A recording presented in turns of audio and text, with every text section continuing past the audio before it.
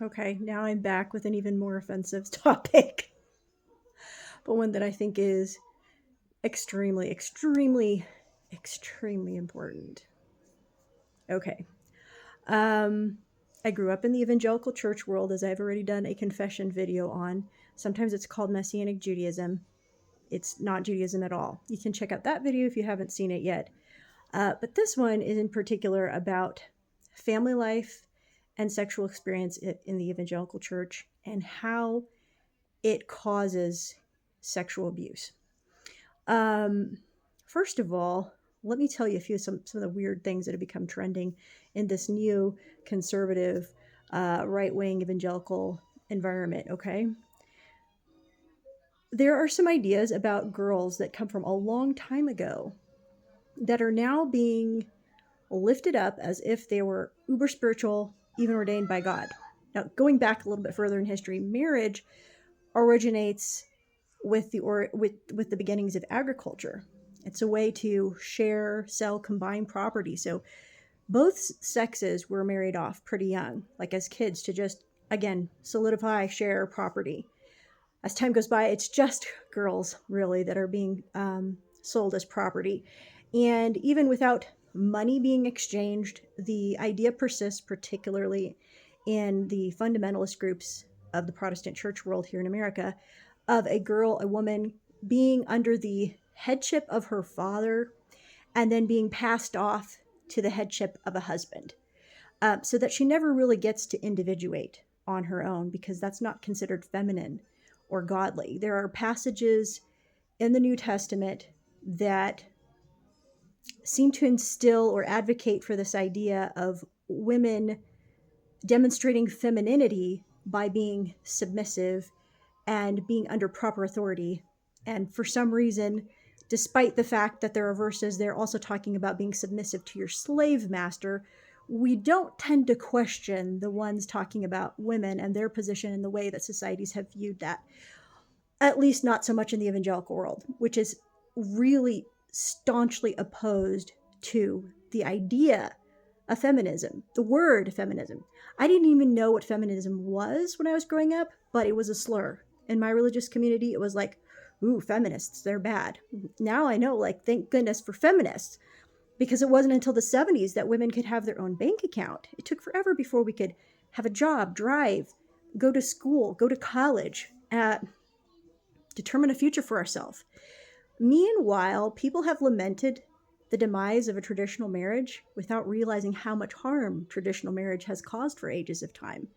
Marriages that used to stick together were usually abusive.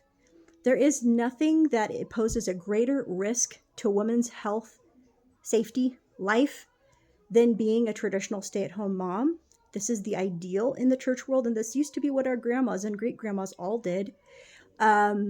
It became even more toxic, I think, in the context of the Industrial Revolution, where instead of both partners obviously working as a team on a farm or a homestead to make things work, one ends up with the monetary gain outside the home at a business, and the other is basically doing free labor as a slave.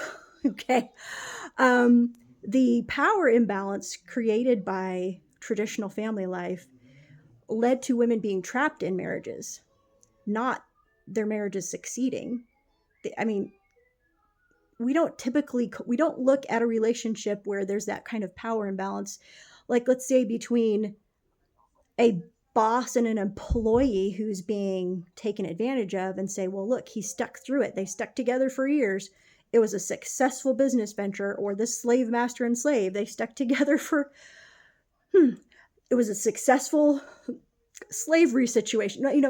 Instead of looking at what factors contribute to emotional safety, well-being, and success in life for both men and women, instead we are told to compare this to some mythological story of a Garden of Eden.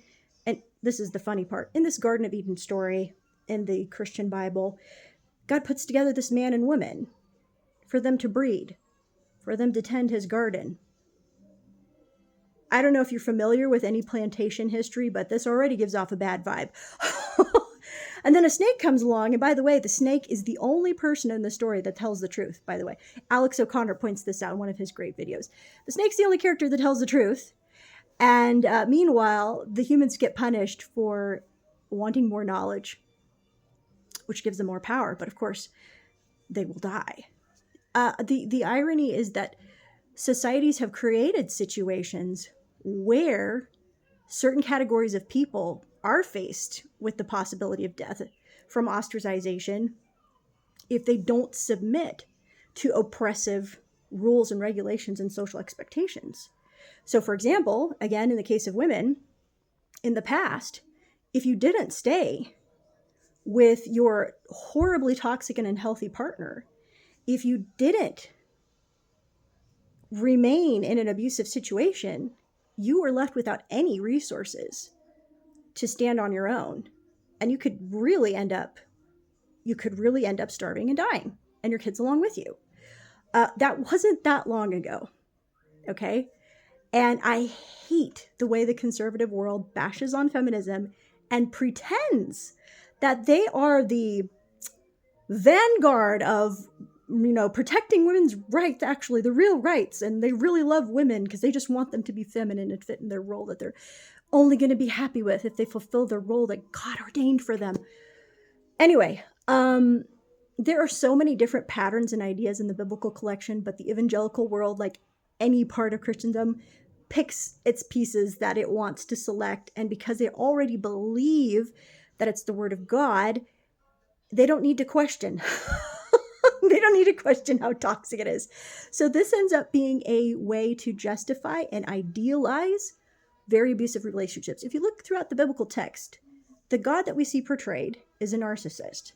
And somehow by the end of the tale, he redeems himself by redeeming us. Because, we couldn't meet his standards, so therefore he's going to commit suicide and save us. I know Christians have different ways of looking at this passage, but still, if you're going to look throughout the biblical corpus, here's a being who has outbursts and can't control his temper and is extremely vengeful. Vengeance is mine, says the Lord. And it does not improve in the New Testament. It just gets more sadistic, actually, psychologically sadistic. Because you think about it, what do you hear in the church world? If you don't believe this message, you are going to hell.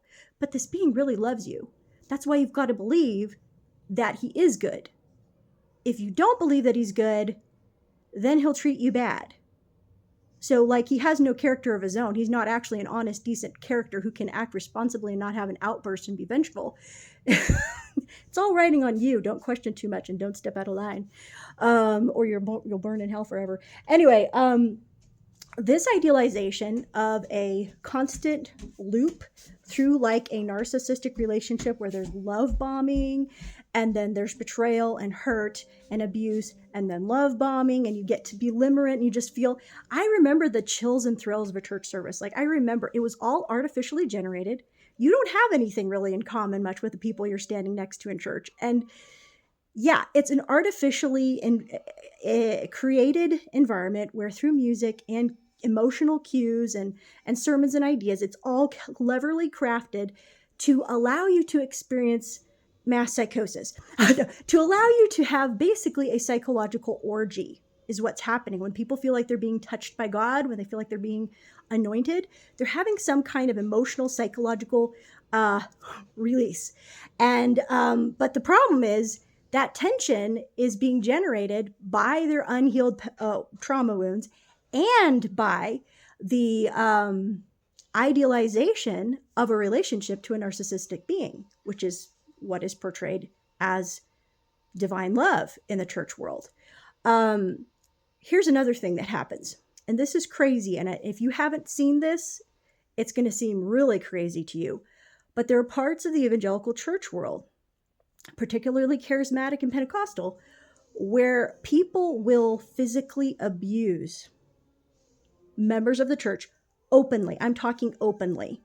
Okay, so when I was a teenager, I was at a revival service and a grown man punched me in the stomach and I was doubled over in pain and tears because the anointing of God came upon him.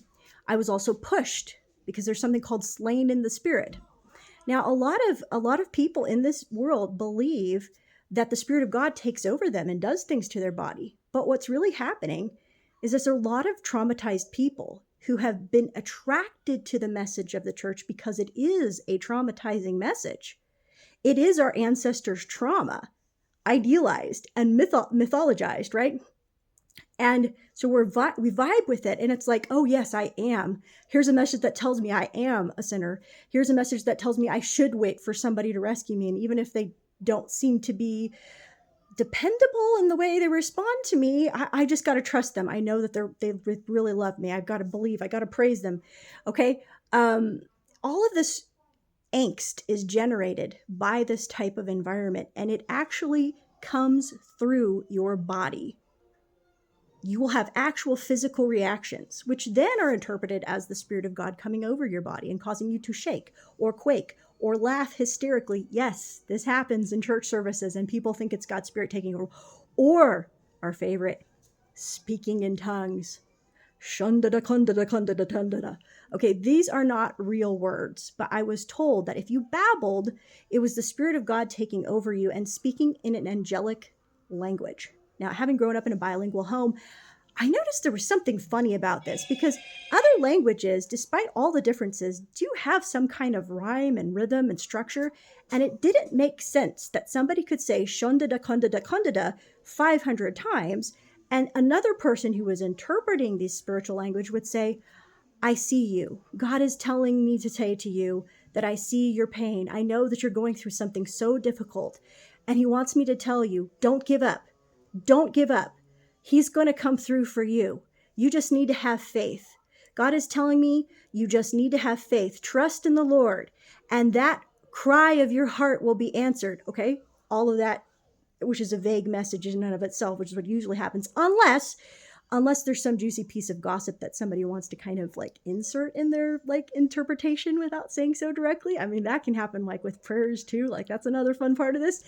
But yeah, all of that from shunda to kunda to kunda da. So what happens though when you babble, there's a very primal instinct still residing in your body from infancy that releases dopamine. So there are other cults, there's other religious traditions that will speak, I think it's called glossolalia, where it's just, you're just babbling and you trigger your body to release this hormone of dopamine. And you do this enough, you can experience ecstasy. Okay? It's not the Spirit of God. It's just, this is what's going on in your body. And this is what's going on in your mind and heart as you're in this type of environment. Okay. So, one of the things that's bad about this, when you start to question this, or let's say you're participating in it because you really want to be touched by God. Let's say you see through some things. Maybe you get concerned. Maybe get concerned about what the leadership is doing. Don't touch the anointed of God. This is something Timmy Gibson talks about, is how there's this very toxic message, which I definitely heard, about not touching the anointed of God. It's like pastors and leaders are placed in like another category of humanity within the church. They make a big deal about how they're not, supposedly. We're all human. We're all children of God. But they really are put in a different category.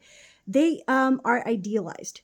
And one of the scary things about having been a worship leader was just how easily people are fooled by their own emotions and interpretations of things and have no idea what is going on in the minds and hearts of these people that they idealize. I remember going through a crisis of faith as a worship leader, doing a service, and because I played major chord to minor chord to major chord, there were tears in the audience, and they legit got chills.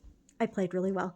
No, I'm not trying to bag. I wasn't that great of a player at that point in time, but I was starting to notice that music will move people, and paying attention. I've always been curious since I was a kid, paying attention to how sounds and music move people, how they trigger us in different ways. A lot of people are so clueless on how that occurs.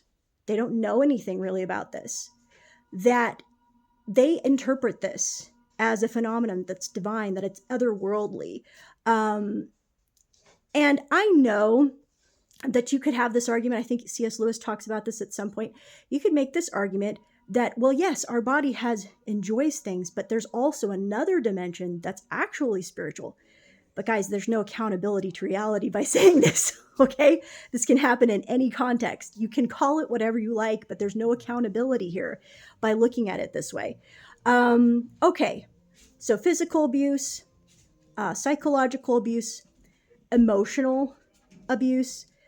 The psychological and emotional, those are very similar. But again, the fear and damnation and the roles, the rigid roles you're supposed to fit, the manipulation, the gaslighting of your logic as you start to try to come to the awareness of certain things, but you feel all this social pressure to just keep believing what you're told to believe so that you don't end up losing your faith or committing the unpardonable sin. Yeah. So physical abuse, emotional abuse, psychological. Of course, this is also spiritual abuse. And I think another friend of mine sent a really good video on this subject because we go through a spiritual development as we grow up. And I don't know why we call this spiritual per se, because you could just as easily call it psychological. I don't really, for me, the reason why we call something spiritual is because it's just a part of our psychology that we're less attuned to. It seems more mysterious to us. It's like, I feel like we're so immersed in meaning that we're shaping and creating and forming a part of. We're so immersed in it that when we catch a glimpse of that reality and how connected we are, we see it as spiritual, as something otherworldly, but it's really a constant flow of our energies. We're just not always aware of it. So I don't really know that there's a delineation between faith and psychology in that sense. What about sexual abuse? Okay, people have heard plenty of things about sexual abuse in the Catholic Church. The Protestant world loves to talk about that. Meanwhile, domestic violence is the highest in Christendom in the evangelical world, and that includes sexual abuse. Because in the evangelical world, women are taught that it is their role, their duty as a wife to satisfy their husband sexually. Like it's a man's thing. Like women don't have that thing. And one of the things that bolsters that myth is that women have been in this power imbalance abusive situation for so long that we have relegated our sexual needs and desires to the realm of fantasy and not expected to experience it for ourselves with actual physical intimacy. Okay, so here's one of the things that's a problem. Women are also expected to fix their relationships by giving it. Okay? You're expected to be this trad wife role, fix your relationship, support your hubby. He doesn't have to do any inner work. Okay, imagine your husband wants it, and there's nothing wrong with sexual desires, but he wants it. He knows you don't want it. It's like it's your wife's duty to kind of make things work, and he wants it. So he's expecting you to do that. But he doesn't have any accountability for self-reflection to see if I am so desperate for this and counting on this to make my marriage work, what am I missing about my own inner healing journey? Okay, because that doesn't make a relationship work. You hear the church world scream that sex is not love, but in this context, specifically in this context, women are taught that sex is love and that you are not loving your husband if you do not provide sex. Okay, that is what you were told. So imagine you're in an unsafe relationship, which happens extremely commonly in the evangelical church. And this is your role and your duty. This is the only context in which you have experienced sex. If you've been in purity culture, maybe you never even explored for yourself what you wanted and needed. You were just thrust into this breeding factory system of the church world, just thrust into it, expecting yourself to hurt, here's the deal. Women are given on top of this. Oh, this is just great. More shame. Okay, look, the fact that you have your cycle and it hurts, that's because of Eve sinning. Okay, all the pain that's associated with your unique ability to procreate, that's because of Eve sinning, supposedly, in the church world. Now, I could tell you ladies, if there's ladies that watching this, if you have menstrual cycle pain, mullein leaf will help deal with parasites and viruses that are the actual cause of inflammation and pain for women during hormonal changes. But I was not allowed to explore that young. I wouldn't have even thought of it before in my younger life because, again, Eve sinned. So you feel all this dirt and shame about your body. Purity culture makes you paranoid about exploring your sexuality because, God forbid, you should have premarital sex. God forbid you could get pregnant. You're not even supposed to kiss anybody, actually, in some parts of the evangelical world. I remember explaining to this to some new atheist acquaintances, and they were shocked. I'm like, yeah, legit. That was not, I, I didn't kiss somebody for the first time until I was like 24.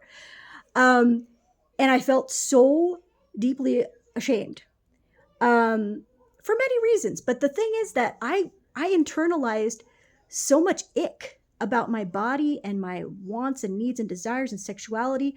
So instead of exploring it in a healthy way and in the context of relationships where I knew that I trusted the partner and I felt safe and deeply connected to them, I was attracted to ideas and situations that weren't the best for me.